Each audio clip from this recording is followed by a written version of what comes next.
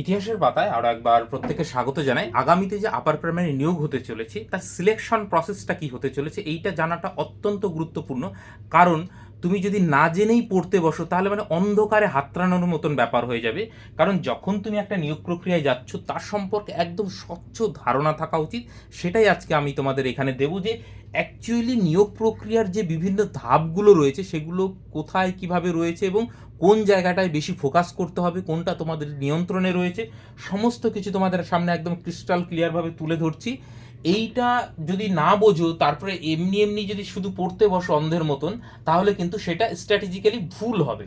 তো সেই বিষয়টা আমরা একদম মানে খুব বিস্তারিত সহজ সরলভাবে আলোচনা করব। দেখো, তোমরা যদি গেজেট নোটিফিকেশনের 12 নম্বর পেজে যাও, সেইখানে দেখবে আপার প্রাইমারি শিক্ষক নিয়োগের যে প্রসিডিওর সেটা দেওয়া রয়েছে। সেখানে টোটাল 6টা পয়েন্ট উল্লেখ করা রয়েছে। প্রথমে রয়েছে 1 নম্বরে হচ্ছে একাডেমিক স্কোর 10 মার্ক। এইবার সেইখানে তুমি যদি 60+ পাও পার্সেন্ট তাহলে তুমি 10-এ 10 পাচ্ছ, পূর্ণ নাম্বার। 50 to 60-র মধ্যে যারা রেঞ্জে তারা 8 নাম্বার, 50-র নিচে যারা তারা হচ্ছে 6 নাম্বার পাচ্ছ। এইবার এটা গ্রাজুয়েশনের বেসিসে। এইবার প্রশ্ন হলো যে এইটা কি তোমাদের হাতে আছে? তোমরা কি আর চেঞ্জ করতে পারবে না? তাহলে এইটা নিয়ে আমাকে আর খুব ভেবে লাভ নেই। তোমাকে না হলে নতুন করে গ্রাজুয়েশন করতে হবে, সেটা তো সম্ভব নয়। দ্বিতীয় নম্বরে রয়েছে 40 নাম্বার। এটা 40 নাম্বারটা কিসের? না, এই যে যে দেড়শো তুমি টেট পাস করবে, আপার প্রাইমারি টেট, তার ভিত্তিতে তুমি যত বেশি নাম্বার পাবে সেই রেশিও অনুযায়ী 40-এর মধ্যে তুমি কত পাবে সেটা নির্ধারিত হবে। সেটা বোঝাচ্ছি একটু পরেই। তো এইটা কিন্তু তোমার হাতে রয়েছে, অর্থাৎ তুমি এই 150 মার্কের মধ্যে যত বেশি বাড়িয়ে নিতে পারবে 40-এর মধ্যে তুমি তত বেশি পাবে। পরিষ্কার হলো? অতএব এইটা আমাদের হাতে রয়েছে, এইটা আমাদের নিয়ন্ত্রণের মধ্যে রয়েছে। এটা আমি চাইলে ইমপ্রুভ করতে পারি। 3 নম্বরে দেখো কি রয়েছে, 25 মার্কের ওএমআর বেস পরীক্ষা হবে, তার মানে তোমার নির্দিষ্ট সাবজেক্টে হবে। এটাও আমাদের হাতে রয়েছে, এটা আমি পড়ে ইমপ্রুভ করে এটাতে ভালো স্কোর করতে পারি। 4 নম্বরে রয়েছে ইন্টারভিউ। ইন্টারভিউতে 15 নাম্বার। দেখো, ইন্টারভিউ কোনোদিনও একদিনে গিয়ে প্র্যাকটিস করে ভালো হয় না। এটার জন্য দীর্ঘদিনের বলার অভ্যাস থাকা দরকার, ক্লাস নিয়ন্ত্রণের থাকা দরকার এবং বিভিন্ন বিষয় নিজের সাবজেক্টের বাইরেও নলেজ থাকা দরকার। তো ইন্টারভিউ ভালো দিতে গেলে এটাও দীর্ঘমেয়াদী প্রস্তুতি এবং অনেকটা নিয়ন্ত্রণে। আবার বলতে পারো এইখানে কিছুটা নেপোটিজম হতে পারে, কিন্তু তারপরেও তুমি যদি ভালো ইন্টারভিউ দাও তোমাকে অবশ্যই যিনি এক্সপার্ট রয়েছেন তোমাকে একটা ভালো মার্ক দেবেন। তুমি যদি ইন্টারভিউ ভালো না দিতে পারো তাহলে তো 15-র মধ্যে তোমাকে ভালো মার্ক দেবে না। তাহলে এটাও ধরো মানে একটা অংশ তোমার নিয়ন্ত্রণে, সম্পূর্ণ না হলেও। 5 নাম্বার পয়েন্ট হচ্ছে লেকচার ডেমনস্ট্রেশন। এটাও তুমি ভালো ইমপ্রুভ করে দিতে পারো, যেটা তোমার নিয়ন্ত্রণে, তাহলে এইটাও কিন্তু তোমার আয়ত্তের মধ্যে থাকছে। 6 নাম্বার পয়েন্ট সেটা হচ্ছে এই 5 নাম্বার হচ্ছে টিচিং এক্সপিরিয়েন্স। এইটাতে কিছু করার নেই, এইটা তোমার নিয়ন্ত্রণে নেই বা তুমি পারবে না। যারা টিচার রয়েছে তারা প্রতি বছর 1 বছর চাকরি করার জন্য সরকারি স্কুল, সরকারি সাহায্যপ্রাপ্ত স্কুলে বলে তাহলে এই 5 নাম্বারটা পাবে, নাহলে পাবে না। তাহলে এই 10 নম্বর এবং 5 নাম্বার এই বাদ দিয়ে, 15 নাম্বার বাদ দিয়ে বাকি যে এই 85 নাম্বার, টোটাল নাম্বার হচ্ছে 100 ধরো, তো তার মধ্যে 85% নাম্বার বা 85 নাম্বার হচ্ছে তোমার সরাসরি নিয়ন্ত্রণে, যেইটা তুমি স্কোরটা বাড়াতে পারবে। তাহলে আমাকে ফোকাস এই জায়গা করতে হবে। তাহলে তার মধ্যেও দেখো এই দুটো 40 এবং 25, এই দুটো কিন্তু 100% তোমার নিয়ন্ত্রণে। বোঝা গেল? বাকি 15 আর 5 এইটা কিছুটা কমিশন বা যে ইন্টারভিউ নেবে তার নিয়ন্ত্রণে, বাকিটা তোমার নিয়ন্ত্রণে। একদম পরিষ্কার হচ্ছে বিষয়গুলো? তাহলে আমি সব থেকে বেশি ফোকাস এখানে দেবো, সাইড বাই সাইড এইটারও প্রস্তুতি নেব। তাহলে এই 40 এবং 25, 65 মার্ক কিন্তু তোমার 100% নিয়ন্ত্রণে। তাহলে পরিষ্কার হলো বিষয়টা? তাহলে এইখানে যদি আমাকে ফোকাস দিতে হয় তাহলে এই 150 মার্কের মধ্যে আমাকে সব থেকে বেশি স্কোর করতে হবে, ঠিক? এবং এইটা তো অবভিয়াসলি পরবর্তীতে যখন সাবজেক্ট নিয়ে আলোচনা করবো সেটা। এবার এইখানে এসে দেখো এইটা বিষয়টা কিরকম হচ্ছে। আমি টোটাল 5টা ক্যাটাগরিতে ভাগ করেছি।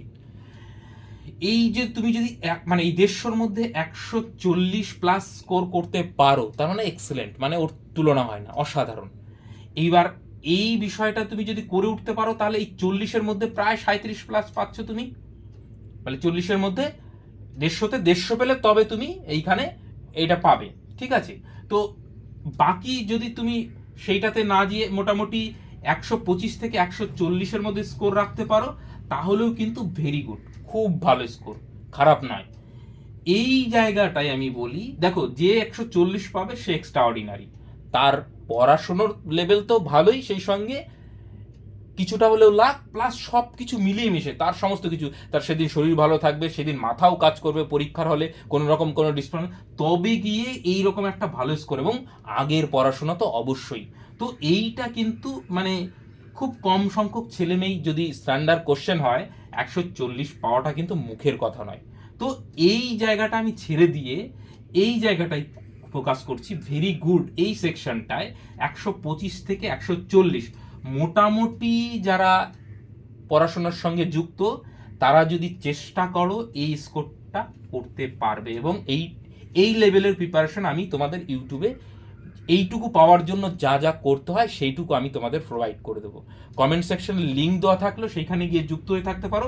এবং এই যে স্ট্রাকচারটা আমি বললাম, এইটার তুমি যদি অফিসিয়ালি দেখতে চাও, গেজেট নোটিফিকেশন ইতিপূর্বেও দিয়েছি, আবারও দরকার পড়লে দিয়ে দেবো, তোমরা গ্রুপে যুক্ত হয়ে যাও, আমি দিয়ে দেবো, তোমরা এইটা দেখে নেবে। এবং এটা চোখের সামনে যেন তোমার ভাসে, তাহলে কি তোমার পুরো স্ট্র্যাটেজিটা ক্লিয়ার থাকবে যে আমি কোথায় ফোকাস বেশি করব, কোথায় করবো না। দেখো পরীক্ষাতে মানে শুধুমাত্র অন্ধের মতন পড়াটাই কিন্তু মানে সব কিছু নয়, সব কিছু মেপে ঝুপে তুমি এখানে কিন্তু প্রতিযোগিতামূলক পরীক্ষায় যাচ্ছ, ক্লাসের পরীক্ষায় নয় যে মানে সবাই 60 পাবে। যে সব থেকে বেশি ওপরের দিকে থাকবে সে র্যাঙ্ক করবে, সে চাকরি নেবে, পরিষ্কার। না তুমি যদি নিচের দিকে থাকো তাহলে তুমি চাকরি পাবে না। এইবার দেখো, তারপরেও মোটামুটি 15 থেকে 25 এইটাকে আমি গুড সেকশনে রাখছি, কারণ এইটা যদি তুমি ধরো 15 থেকে 25-এর মধ্যে পাও, 30+ তুমি স্কোর, মানে এই 40-এর মধ্যে। এবং মোটামুটি যদি 100 থেকে 115-এর মধ্যে পাও, সেইটা হচ্ছে ওই 26-এর মতন তোমার স্কোর দাঁড়াবে। সেটা মানে খুব যে একটা ভালো স্কোর হবে তা নয় এই প্রতিযোগিতার বাজারে, আগের দিনের কথা তুমি বাদ দাও। আর যদি শুধুমাত্র কোয়ালিফাইয়ের কথা ভাবো, 90 পেলে তো কোয়ালিফাই করে তুমি কি করবে? ধরো কোয়ালিফাই করলে তুমি 90 পেলে, পাচ্ছ হচ্ছে 24, অর্থাৎ 40 থেকে যদি 24 পাও, তাহলে তুমি পাচ্ছ কত? এইখানে হচ্ছে 16 মার্ক তোমার এমনিতেই চলে যাচ্ছে, তাই না? তো 40-এর মধ্যে যদি 16 মার্ক চলেই যায়, তাহলে তোমার আর থাকলো কি? তুমি তো কম্পিটিশন থেকে আগেই বেরিয়ে গেলে। কথা বুঝতে পারছো? 90 পেলে তুমি পাস, আমি মানলাম, কিন্তু এই 90 টার্গেট রাখলে হবে না, অন্তত তোমার টার্গেট এইখানটায় থাকবে। আমি যেই রেঞ্জটা দেখালাম, পরিষ্কার হলো বিষয়টা? এইটা যদি তুমি মোটামুটি 130-35-এর কাছাকাছি রাখতে বলো, গুড। 35-এর মোটামুটি স্কোর থাকবে, 40 থেকে ওই 4-5 কম থাকবে, তাহলেও কিন্তু তুমি কম্পিটিশনের ভালো জায়গায় থাকবে। বাকি এই জায়গাটায় তোমাকে ভালো স্কোর করতে হবে নিজের সাবজেক্ট, এইটা প্র্যাকটিসের মাধ্যমে ইমপ্রুভ, এইটা প্র্যাকটিসের মাধ্যমে ইমপ্রুভ, এইটা তোমার নিয়ন্ত্রণে নেই, এইটা তোমার নিয়ন্ত্রণে নেই, এই মার্ক কথা ভেবে লাভ নেই। তাহলে এই যে পুরো পিকচারটা তোমাদের সামনে রাখলাম, তাতে আশা করি তোমাদের পরীক্ষার যে সিলেকশন প্রসেস সেইটা সম্পর্কে একটা ক্লিয়ার ধারণা হলো। অনেকের কিন্তু এই ধারণাটুকুই থাকে না, শুধুমাত্র চোখ বুজে পড়ে যায়।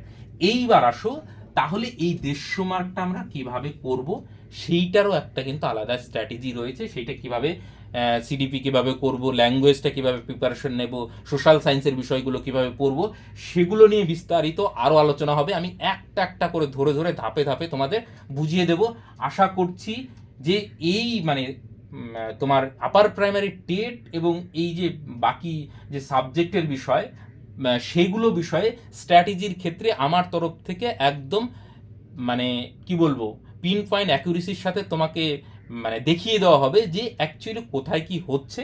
আর এই ক্লিয়ার পিকচারটা থাকার সঙ্গে সঙ্গে তোমার মাথায় একটা ক্লিয়ার আইডিয়া থাকবে যে আমাকে কিভাবে পড়তে হবে, কতটা ইমপ্রুভ আমাকে করতে হবে, এবং কোথায় কোথায় আমি কতটা এফোর্ট দেবো, সেগুলো নিয়ে আমি পরবর্তীতে আলোচনা করব। আশা করছি আলোচনাটার মধ্য দিয়ে তুমি একটা ক্লিয়ার পিকচার পেলে। এইবার এই টেটের জন্য ধীরে ধীরে পড়াশোনা, প্লাস সাবজেক্টের জন্য 25 মার্কের জন্য ধীরে ধীরে পড়াশোনা, এই দুটোও তোমরা করবে সাইড বাই সাইড। এই দুটো মানে বলার অভ্যাস, কোনো কিছুকে উপস্থাপন করার অভ্যাস, এগুলো কিন্তু অভ্যাসের মধ্য দিয়েই তোমাকে ইমপ্রুভ করতে হবে। মোটামুটি আমি তোমাদের একটা আইডিয়া দিলাম, এরপরে আমরা প্রত্যেকটা আলাদা আলাদা করে, যেমন টেট তো কীভাবে আমরা পড়বো, সিলেবাস কি, তার কি বৃত্তান্ত, প্রিভিয়াস ইয়ারে কীরকম এসছে, প্রত্যেকটা বিষয় আমি একদম ক্রিস্টাল ক্লিয়ার করে দেবো তোমাদের সামনে। বাকি তোমরা ধীরে ধীরে নিজের সাবজেক্টটা, ল্যাঙ্গুয়েজ পোর্শন, এগুলো বিষয় অল্প অল্প করে পড়তে থাকো, ঠিক আছে? বাকি এই দেখবে যে ইউটিউবে একটা কোর্স হিসাবে দেওয়া রয়েছে, টার্গেট আপার প্রাইমারি টেট 2026। ওইখানে ধারাবাহিকভাবে পরপর আমরা এই ক্লাসগুলো এবং প্রত্যেকটা জিনিস মানে ভেঙে ভেঙে আমরা বোঝার চেষ্টা করব, তাতে আশা করি কারো কোনো অসুবিধা হবে না। ঠিক আছে, থ্যাংক ইউ। তাহলে তোমরা প্রিপারেশন চালিয়ে যাও, আর আমি আমার তরফ থেকে যা গাইডেন্স দেওয়ার সেটা নিশ্চয়ই তোমাদেরকে প্রোভাইড করে দেবো। আর কমেন্ট সেকশনে লিঙ্ক দেওয়া থাকলো, সেখানে গিয়ে যুক্ত হয়ে থাকতে পারো। Thank you.